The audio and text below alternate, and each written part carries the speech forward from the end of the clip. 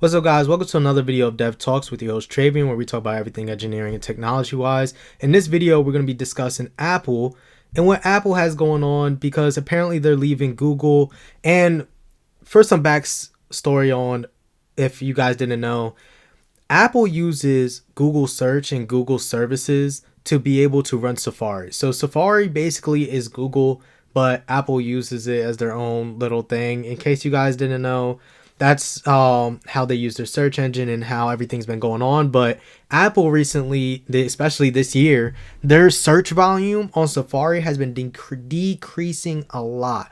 A lot less people are using it. I guess they're not finding it as useful. They're not using it as much. As for the monopoly that Apple has in the United States, people sure aren't using it enough to be searching in Safari. So without further ado, don't forget to like, comment, subscribe, and share, and let's dive into why Apple might be leaving and what other options they are looking at.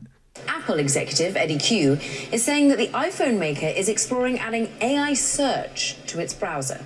Now, this is sending Alphabet, the parent of Google's, shares lower by some 7% as we speak. Bloomberg's Jackie Develos has the inside scoop. Ultimately, this is being said in court, the DOJ remedy hearing about how Google tackles what the judge deems its monopoly in search. Eddie Q giving evidence, and it seems to be quite shocking to many. Absolutely, because for the first time, we have the prospect of Apple bringing others into the fold. Eddie Q actually name-checked a couple of the AI companies that are toying with their LLM models in search, Perplexity being a big one. It also named Anthropic and OpenAI as possible partners, quote, adding them to the list that they would consider adding to their search engine. Forever now, it's been Google being the exclusive partner. Obviously, the core of this dispute going on with the DOJ. But what this is really showing is an acknowledgement that they can't do it alone here, that they have to really find new ways to engage people and adapt how they search for things on their phone. He also revealed that for the first time in April, the number of people searching in Google or in the Apple search actually fell. That kind of engagement shift is showing that they're going to need to adapt, and bringing others kind of as part of this list is the first step in doing that. So basically, And that's true. I just said it. So, like, even when you look at Google itself, right? Google uses Gemini, their own tool, along with Google search now, and Google's going through their own thing, and it's already bad with the DOJ, where they might have to sell that aspect of their AdSense and everything else and their searching aspect, because there's, like, they're saying that they have a monopoly in everything and going along that, and there's not enough competition in search compared to what Google has, compared to everything else. Like when you look at Bing or Windows Explorer and all of those other search engines and stuff, that Google's already suffering from that. That's why the big drop is there, because Apple Safari probably aids them in some extent, especially since they were Safari was using Google as well.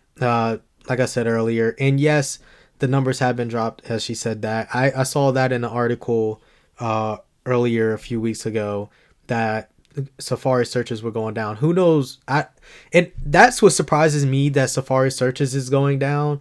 The searching surprises me because as much as the DOJ is coming after Google in a sense for having a monopoly in the searching world, Apple dang near has a monopoly, and they do, in the United States for iPhones and phone products and stuff, in that extent. And like the whole thing, especially with how FaceTime is configured and going all along with that, they have their own monopoly, and people still aren't using Safari. Like, that should tell you something. If people aren't using Safari, what's going on? Maybe because they can search things many other ways.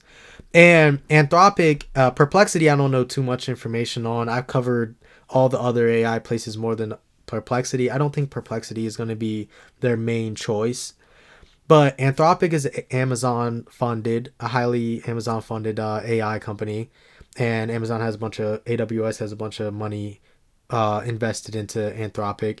And then OpenAI are the other options, which Microsoft has a ton of money invested into already as well too. And the reason why Apple is in this boat in the first place is because when AI became a whole trend, they sit on their hands with everything. They come up with updates late. Androids always beat them.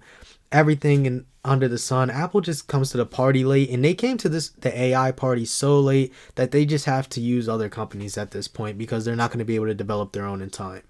They missed the mark, so now they have to be able to partner up with other companies in a sense. And the company that I know that they're going to go with, and I'm just putting all my money. If I had to put my money on a company, it would be OpenAI. And I say that it would be OpenAI because Apple Intelligence already uses OpenAI functions with your emails and a bunch of other stuff. And they showed you at WWDC 24, because we're about to go into 25 this year, real soon. And they showed you in the events last year that OpenAI was partnered with them with their Apple Intelligence stuff. And that they're going to be how they're going to be leveraging OpenAI to give you all your Apple Intelligence features and everything above the sun. So why not continue with them with your search engine and making your search engine better and just making it almost on your own? Maybe they make some more money out of that because they're not with Google anymore. And they're going to be dropping them and looking for different solutions. Who knows? But if I had to pick which one that they most likely would go with, it would be OpenAI, just because of the relationship that they already have and the work they've already started doing when it comes to AI in general. So let's just continue on. I'm going to cut her off for that long, but let's hear if they have anything else to say. Not turning to Safari to search. He's theorizing, Eddie Q, that people are using generative AI products instead. And as you mentioned, he name checks a few, but says they will not likely become default. Does that therefore mean, look, they're still going to be working alongside Alphabet? Alphabet has its own generative AI offerings. Could it be interwoven into Safari? Does this sort of knee-jerk reaction need more exploring? It certainly shows that there's competition. And when it comes to large language models, there's a new model out almost every month these days. And I think it shows an openness to remaining nimble with the different players out there. It might be OpenAI one day, but you have other very smart competitors like a Perplexity. So it really shows that they're not taking a one company approach this time. They're going to diversify. And of course, in many ways, the one company approach, the $20 billion they receive in payments from Google to making them a default, is what's at question here. And Eddie Q saying it does keep him up at night, the worry about losing that revenue. But going back to already the relationship that Apple...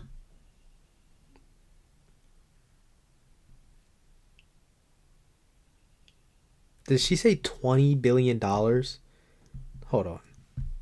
In payments from Google to making them a default is what's at question. The one company approach this time, they're going to diversify. And of course, in many ways, the one company approach, the $20 billion they receive in payments from Google to making them...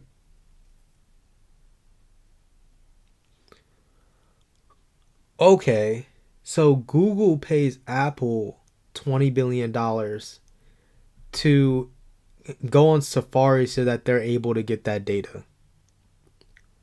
And they will be losing out on that aspect of Apple search data because of this. Okay, that changes everything. And we'll talk more about that in a second. Let's just finish out what they're saying. A default is what's at question here, and Eddie Q saying it does keep him up at night, the worry about losing that revenue. But going back to already the relationship that Apple has with OpenAI, we know that Apple has decided it's not going to be building its own generative AI products thus far. It's going to be intertwining others. So would that mean OpenAI gets the leg up here? Possibly. I think at this point, they're looking for a reliable partner.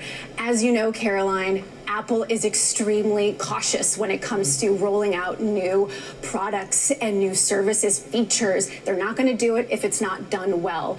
Obviously, with their conference coming up in a couple months, it's going to be interesting to see what they have to show for the last year. At the last developer conference, AI was a big theme, that we were finally going to get to see these AI features. Siri has been somewhat of a disappointment, but OpenAI certainly, just given their scope and scale, the familiarity people already have. And they said stuff that I exactly said. Like, she said the comment about the relationship of already being with OpenAI and how that relationship already works. And then there was also that other comment that she made. And I swear I didn't watch this video in advance. I see these videos, I get, if anything, I watch like the very, very beginning. This was toward the end of the video when they said that.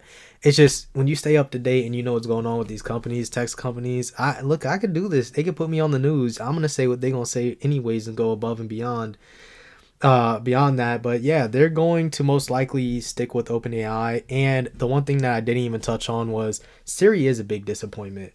And oh, the other thing she said is it's too late for them to develop their own thing, so they have to go out. I said that before she even got there. I said that.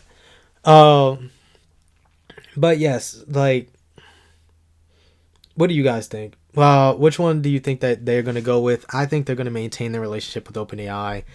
Them doing this decision means that they lose out on $20 billion. So they're giving up that much money to partner with somebody else to make another product better.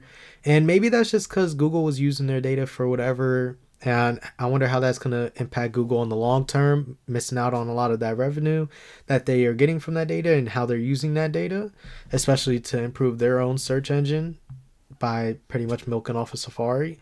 Did not know that aspect. You learn something new every day. But let me know what you guys think in the comments down below. Don't forget to like, comment, subscribe, and share. I really appreciate it very much so. And if you want to leave me any recommendations, send me an email at devtalkspod@gmail.com. And that will also be in the description down below, so you can find it down there if you forget or just need spelling or anything like that. Send me all your recommendations. I'm more than happy to go through whatever you guys may send me and try to cover as much as that I can. Without further ado, peace. See y'all next time.